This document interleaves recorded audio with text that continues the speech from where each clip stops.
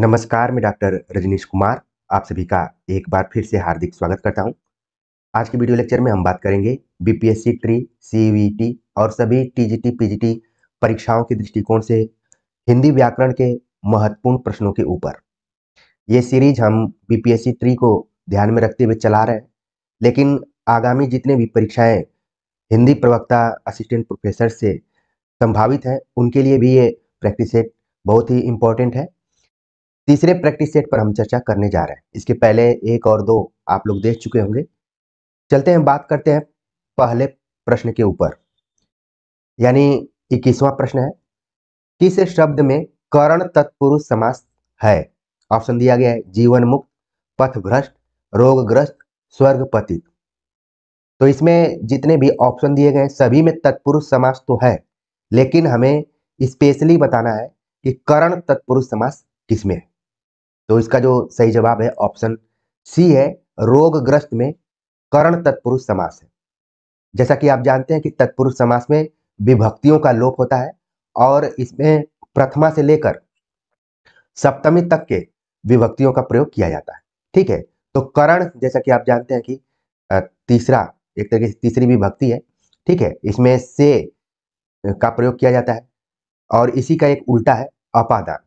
ठीक है, तो जिसमें कि ये साधन के रूप में प्रयुक्त होती है और यहाँ पर अलगाव का प्रयोग किया जाता है। तो इस तरीके से इस प्रश्न का सही जवाब हो गया ऑप्शन सी। अगला प्रश्न है कि किस शब्द में अव्ययी भाव समास है? ऑप्शन दिया गया यथाविधि, प्रजापति, शुद्ध जल, वनवास। तो अव्ययी भाव समास किसमें है? पिछले प्रैक्टिस सेट में हमने बताया था कि अव्ययी भाव समास में प्रथम पद क्या होता है? प्रधान होता है। इस चीज को भी आपको ध्यान में रखना है। अब यहाँ पर हमें बताना है कि जो भी ऑप्शन दिए गए हैं उनमें अव्ययी भाव समास कौन सा है। तो आप देखेंगे कि एक शब्द है यथा, ये जहां पर दिखाई पड़ता है आपको तुरंत आपके दिमाग में आता है कि इसमें अव्ययी भाव समास होगा। ठीक, और बाकियों में आप देखिए तो किसी में आप देख रहे हैं कि तत्पुरुष समास है तो किसी में कर्मधारय समास है। ठीक, जैसे आप शुद्ध जल देखेंगे तो शुद्ध जल, जल कैसा है? शुद्ध है, तो इसमें कर्मधारय समास हो जाएगा, उसकी विशेषता बतला रहा है। बाकी में प्रजापति, प्रजा का पति, इसमें तत्पुरुष समास। ठीक, इसके बाद वन में वास, यानी कि यहाँ पर भी तत्पुरुष समास है। तो उम्मीद है कि ये प्रश्न आपको समझ में आ गया होगा। अव्ययी भाव समास की एक खास विशेषता ये भी है कि इसमें शब्दों के पहले उपसर्ग कोई न कोई लगा रहता है। ठीक है, कई जगहों पे कुछ कंफ्यूजन टाइप के भी आ जाते हैं, आपको पता नहीं चलेगा, जैसे भर पेट। ठीक है, इस तरीके का भी आ जाता है। रातों रात, ये भी सब क्या है? अव्ययी भाव समास के उदाहरण। चलते हैं आगे, बात करते हैं। अगला जो प्रश्न है कि किस शब्द में बहुब्रीहि समास नहीं है? हमें नहीं पर जोर देना है कि बहुब्रीहि समास नहीं है। ऑप्शन दिया गया चक्रपाणी, चतुर्भुज, पंचानन, पंचपात्र। जैसा कि आप जानते हैं कि बहुब्रीहि समास में अन्य पद प्रधान होता है। ये भी आप नोट करते जाइए कि किसमें कौन सा पद प्रधान होता है। बहुब्रीहि समास में अन्य पद प्रधान होता है, यानी कि इसमें तीसरा अर्थ निकलता है, और तीसरा अर्थ जो भी कुछ होता है वो आप देखेंगे कि किसी न किसी विशेष व्यक्तित्व पर आधारित होता है। ठीक है, चक्रपाणी यानी जो जिसके हाथ में चक्र शोभा देता है, या फिर चतुर्भुज जिसके चार मुंह, पंचानन जिसके पांच आनन है, मुख है, पंचपात्र। तो बहुब्रीहि नहीं है, मैं बता रहा था। सही जवाब हो गया ऑप्शन डी, पंचपात्र, जो कि बहुब्रीहि नहीं है। बाकी जितने भी बहुब्रीहि हैं और सभी के कोई न कोई अर्थ है। ठीक है, किसके हाथ में चक्र रहता है बताने की जरूरत नहीं है। चतुर्भुज, किसकी चार भुजाएं हैं, किसकी पांच है, इसका आप लोग नोट कर लीजिए, ये कई बार परीक्षाओं में पूछा जा चुका है। ब्रह्मा। पंचपात्र क्यों नहीं बहुब्रीहि? क्योंकि इसमें है द्विगु समास। द्विगु समास में किसी पद की प्रधानता नहीं रहती है, बल्कि जो पहला पद होता है, पहला पद वो क्या होता है? संख्यावाची होता है। इस चीज को आपको ध्यान में रखना है। प्रिय विद्यार्थियों, मुझे थोड़ा सा कोल्ड हो गया है, तो मेरी आवाज से अपने मन को मिलाते हुए आगे हम आप लोग देखते रहिए। ठीक है, चलते हैं आगे, बात करते हैं। अगला जो प्रश्न है, किस शब्द में द्वंद्व समास नहीं है? द्वंद्व समास हमें बताना है कि किस शब्द में नहीं है। द्वंद्व जैसा कि आप जानते हैं कि दोनों पद क्या होते हैं?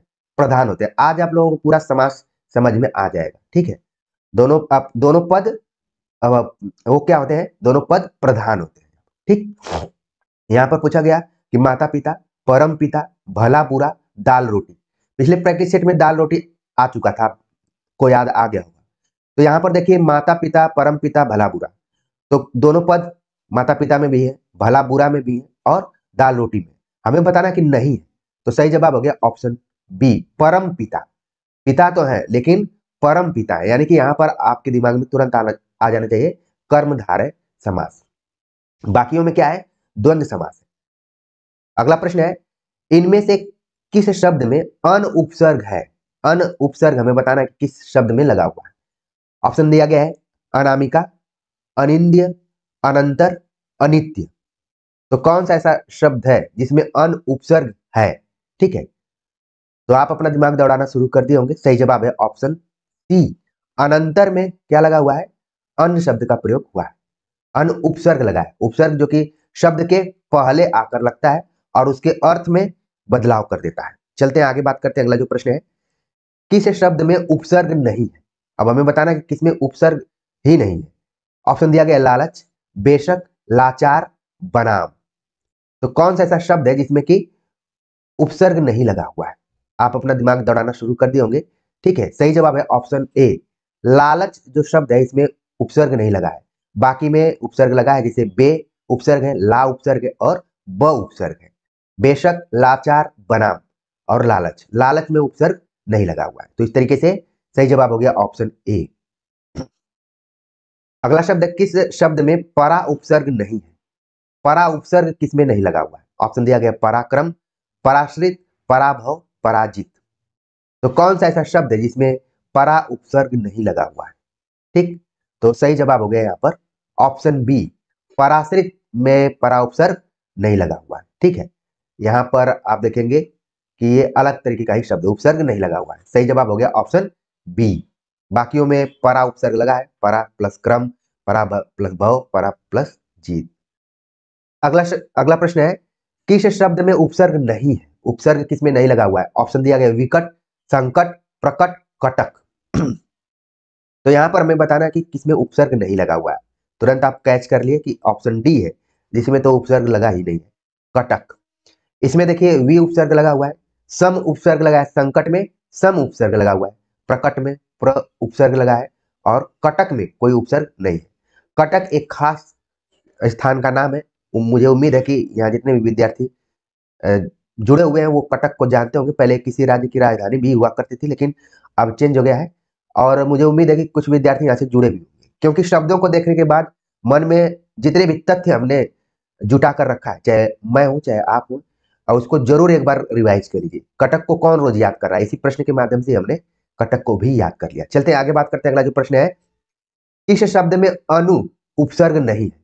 अनु उपसर्ग नहीं है, हमें बताना है। ऑप्शन दिया गया है अन्वित, अन्वेषण, अनुवाद, अनुचित।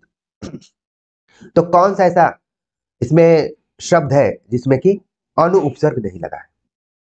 तो सही जवाब है ऑप्शन डी, अनुचित में अनु उपसर्ग नहीं है, बाकी सब में क्या है, अनु उपसर्ग लगा हुआ है। और यहाँ तो कुछ में संधियां भी है। आप कमेंट्स कर बता सकते हैं कि अन्वित में और अन्वेषण में कौन सी संधि है, ताकि आप उपसर्ग को पढ़ते हुए भी ये ध्यान में रखें कि संधि भी आप पढ़ रहे हैं। चलते हैं आगे, बात करते हैं। अगला जो प्रश्न है, किस शब्द में वी उपसर्ग नहीं है? वी उपसर्ग नहीं है। ऑप्शन दिया गया विकल्प, विकास, विदित, वितान। कौन सा ऐसा शब्द है जिसमें वी उपसर्ग नहीं लगा हुआ है? तो इसका जो यहाँ पर सही जवाब है, सही जवाब है ऑप्शन सी, विदित में वी उपसर्ग नहीं लगा है। बाकियों में विकल्प, विकास और वितान में क्या लगा है, वी उपसर्ग लगा हुआ है। अगला प्रश्न है कि इनमें से किस शब्द में नी उपसर्ग है? नी उपसर्ग हमें बताना है। देखिए यहाँ पर जो क्वेश्चन नंबर 30 है, हमें बताना था कि वी उपसर्ग नहीं लगा है। तो सही जवाब इसका क्या है, सी है। इसको आप लोग कंफ्यूज मत होइएगा। चलते अगले प्रश्न पे बात करते हैं कि इनमें से किस शब्द में नी उपसर्ग है, यहाँ पर पूछा गया है। ऑप्शन दिया गया निरूपण, निरापद, निरीह, निरामिष। तो नी उपसर्ग किस में लगा हुआ है? ठीक है, तो इसका जो सही जवाब है ऑप्शन ए, निरूपण में नी उपसर्ग लगा हुआ है। बाकी कोई ऐसा इसमें शब्द नहीं है जिसमें कि नी उपसर्ग से काम चल रहा हो। अगला प्रश्न है, किस शब्द में अव उपसर्ग नहीं है? अव उपसर्ग किसमें नहीं लगा है? ऑप्शन दिया गया अवसर, अवश्य, अवधि, अवनति। तो हमें बताना है कि अव नहीं लगा है। सही जवाब है ऑप्शन बी। अवश्य में अव उपसर्ग नहीं लगा है, बाकी जितने भी इसमें शब्द है उसमें अव उपसर्ग लगे हुए हैं। किस शब्द में इंदा प्रत्यय नहीं है? इंदा प्रत्यय, आप प्रत्यय की किताब खोजेंगे व्याकरण की, तो ये कुछ ऐसे यहाँ पर शब्द, ऐसे प्रश्न मुझे दिखाई दिए हैं कि कुछ किताबों में ये नहीं मिलेंगे। ठीक है ना, ये प्रैक्टिस सेट के आधार पर ही आपको मिल पाएंगे। इंदा प्रत्यय हमें बताना। प्रत्यय जैसा कि आप जानते हैं कि शब्द के बाद में लगता है और अर्थ में आकर बदलाव कर देता है। ऑप्शन दिया गया परिंदा, शर्मिंदा, गोविंदा, कारिंदा। तो किसमें नहीं लगा है? सही जवाब है ऑप्शन सी। गोविंदा जो यहाँ पर शब्द दिया गया इसमें इंदा प्रत्यय नहीं लगा है, बाकी में परिंदा, शर्मिंदा, कारिंदा में प्रत्यय लगा हुआ है। किस शब्द में ईन प्रत्यय नहीं है? ईन प्रत्यय इसमें नहीं लगा हुआ है। ऑप्शन दिया गया विलीन, रंगीन, शौकीन, नमकीन। कौन सा ऐसा शब्द है जिसमें कि ईन प्रत्यय नहीं लगा हुआ है? आपके दिमाग में आना शुरू कर दिया होगा। सही जवाब है ऑप्शन ए। देख रहे हैं इसमें उपसर्ग लगा हुआ है। ठीक है, यही चीजें देखनी पड़ती है हमें। रंगीन में ईन प्रत्यय, शौकीन में भी है और नमकीन में भी। सही जवाब हो गया ऑप्शन ए। किस शब्द में गार प्रत्यय है? ऑप्शन दिया गया सभागार, कारागार, स्नानागार, यादगार। तो गार प्रत्यय किस शब्द में लगा हुआ है? तो इसका जो सही जवाब है यहाँ पर ऑप्शन डी, यादगार में क्या लगा है? गार प्रत्यय लगा हुआ है। चलते अगले क्वेश्चन पे बात करते हैं। अगला प्रश्न है किस शब्द में इष्ट प्रत्यय नहीं है? ठीक है, गरिष्ठ, घनिष्ठ, धर्मनिष्ठ, कनिष्ठ। तो किसमें इष्ट प्रत्यय नहीं लगा हुआ है? तो सही जवाब है ऑप्शन सी। धर्मनिष्ठ में क्या है? इष्ट प्रत्यय नहीं लगा है। बाकी में देखेंगे गरिष्ठ में, घनिष्ठ में और कनिष्ठ में इष्ट प्रत्यय लगा हुआ है। धर्मनिष्ठ में क्या है? धर्म अलग शब्द है और निष्ठ अलग शब्द है, इसलिए क्या हो गया? धर्मनिष्ठ। इसी तरीके से शब्द आ सकता है कर्तव्यनिष्ठ, तो इसमें भी निष्ठ प्रत्यय नहीं लगा है। कई बार हम परीक्षाओं में जाते हैं तो हमारे ऊपर अलग अलग तरीके के दबाव होते हैं, तो प्रश्नों को समझने में भी दिक्कत होती है। उसी दबाव को यहाँ पर दूर करने का प्रयास किया जा रहा है और तबीयत भी खराब रहती है, फिर भी मैं कोशिश करता हूँ कि किसी दिन नागा न जाए। इस चीज को भी आपको मोटिवेशन के रूप में लेना है कि तबीयत थोड़ी बड़ी खराब भी रहे, काम करने लायक रहे तो जरूर करने की कोशिश कीजिए। चलते आगे बात करते हैं। अगला जो प्रश्न है कि किस शब्द में वर प्रत्यय नहीं है? वर प्रत्यय किसमें नहीं लगा हुआ है? ऑप्शन दिया गया ताकतवर, मान्यवर, जोरावर, कद्दावर। तो वर प्रत्यय किसमें नहीं लगा? सही जवाब है ऑप्शन बी, मान्यवर शब्द जो है उसमें वर प्रत्यय नहीं लगा हुआ है। बाकी जितने भी शब्द है इसमें सब में वर प्रत्यय लगा हुआ है। किस शब्द में इल प्रत्यय नहीं है? इल प्रत्यय किसमें नहीं लगा हुआ है? ऑप्शन दिया गया स्नेहिल, धूमिल, रोमिल, दुर्मिल। तो कौन सा ऐसा शब्द है जिसमें इल प्रत्यय नहीं लगा है? ठीक है, सही जवाब हो गया ऑप्शन डी, दुर्मिल जो शब्द है इसमें, इसमें आप देख रहे हैं कि प्रत्यय नहीं लगा हुआ है बल्कि क्या लगा है? इसमें उपसर्ग लग गया है। आप देखिए यहाँ पर दुर उपसर्ग का प्रयोग किया जाता है। तो इस तरीके से आपको बहुत ही सूक्ष्म तरीके से बारीकी से शब्दों को देखना है और फिर इसका आंसर बता देना है। अगला प्रश्न है कि किस शब्द में इत प्रत्यय नहीं है? ऑप्शन दिया गया अमित, फलित, पुष्पित, कंटकित। तो किसमें है इत प्रत्यय नहीं? तो आपका दिमाग तुरंत दौड़ गया होगा। जी बिल्कुल सही जवाब है ऑप्शन ए, अमित में इत प्रत्यय नहीं है। बाकी आप देखेंगे फल इत, पुष्प इत, कंठ कित। तो इसमें क्या लगा है? सब में इत प्रत्यय लगा हुआ है। अगला प्रश्न है कि किस शब्द में नाक प्रत्यय नहीं है? अब देखिए ये जितने भी प्रत्यय हैं, मैंने भी हिंदी व्याकरण की किताबें देखने की कोशिश की, खासतौर से वासुदेवानंद प्रसाद की। तो ये सब प्रत्यय नए दिखाई दिए यहाँ पर। ऑप्शन दिया है कि इसमें नाक प्रत्यय नहीं, मैनाक, दर्दनाक, खतरनाक, शर्मनाक। तो इसका जो यहाँ पर सही जवाब हो गया, आपके दिमाग में आना शुरू कर दिया होगा, मैनाक। ऑप्शन ए इसका यहाँ पर सही जवाब है। बाकी में दर्दनाक, खतरनाक, शर्मनाक, इन शब्दों का प्रयोग हम अपने व्यवहारिक जीवन में भी करते हैं। मैनाक जो शब्द है ये नाक प्रत्यय से नहीं बना हुआ है। आप मैनाक पर्वत का नाम सुने होंगे, अगर संस्कृत थोड़ा बहुत पढ़े होंगे तो वहां पर मैनाक पर्वत का भी जिक्र होता है। अब किस रचना में है आपके दिमाग में आना चाहिए। अगला प्रश्न है इनमें से कौन सा शब्द तत्सम है? ऑप्शन दिया गया है माथा, गाथा, हाथ, साथ। तो कौन सा ऐसा शब्द है जो कि तत्सम है? अब तत्सम शब्द किसको कहा जाता है? जो शब्द सीधे सीधे संस्कृत से उठा लिए जाते हैं उनको तत्सम शब्द हम कहते हैं। तो इसमें आप देखिए कि कौन सा ऐसा शब्द है जो कि तत्सम से संबंधित है। ठीक है, तो देखिए इसका जो यहाँ पर सही जवाब है ऑप्शन बी है, गाथा। माथा का तो मस्तक हो गया। गाथा शब्द का प्रयोग आप आचार्य रामचंद्र शुक्ल का हिंदी साहित्य का इतिहास पढ़ोगे तो इसको कहा जाता है कि प्राकृत में जैसे गाहा को गाथा कहा जाता है, दूहा को दोहा कहा जाता है, वैसे ही देख रहे हैं आप गाथा यहाँ पर तत्सम है, बाकी आप हाथ को हस्त, साथ को स, ये सब है। ठीक है, तो सही जवाब क्या हो गया, ऑप्शन बी हो गया। इनमें से कौन सा शब्द तत्सम नहीं है? अब तत्सम नहीं हमें बताना है। ऑप्शन दिया गया पुस्तक, ग्राहक, निकट, प्रकट। तो इसमें कौन सा ऐसा शब्द है जो कि तत्सम नहीं? तो पुस्तक है, ग्राहक भी है, निकट भी है, प्रगट यहाँ पर जो दिया गया है यहाँ पर प्रकट होना चाहिए था। ठीक है, तो सही जवाब हो गया ऑप्शन डी, तत्सम नहीं है। अगला प्रश्न है कि इनमें कौन सा शब्द तद्भव है? तद्भव जो कि तत्सम का बिगड़ा हुआ रूप होता है। ठीक है, शब्दों का भी अलग अलग रूप आप देखते हैं, तत्सम शब्द का बिगड़ा रूप इसको कहा जाता है तद्भव। ऑप्शन दिया गया है अथवा, बहुधा, दुविधा, सुविधा।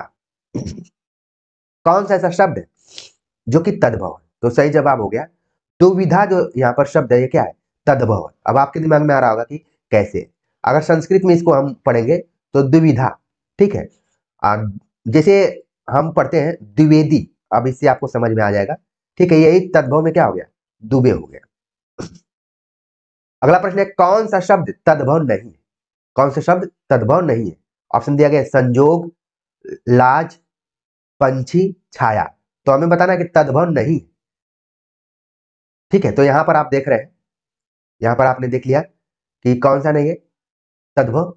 तो सही जवाब हो गया इसका ऑप्शन डी, छाया जो शब्द है ये तद्भव नहीं है। बाकी संजोग जो है संयोग का है, लाज लज्जा का, और पंछी जो शब्द यहाँ पर पक्षी का हो गया है तद, यहाँ पर तद्भव।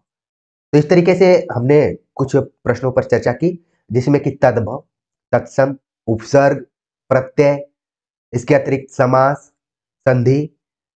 एक ही प्रैक्टिस सेट में हमने हिंदी व्याकरण के कई बिंदुओं को देखने का प्रयास किया है। उम्मीद है कि ये हमारा प्रयास आप सभी के मनोबल को बढ़ा रहा होगा और आपको लग रहा होगा कि ठीक है, अच्छा है, जितना भी समय हम दे रहे हैं कुछ न कुछ यहाँ से मिल रहा है। तो आप सभी के कमेंट्स का इंतजार रहेगा। मिलते हैं एक नए टॉपिक के साथ, तब तक के लिए नमस्कार।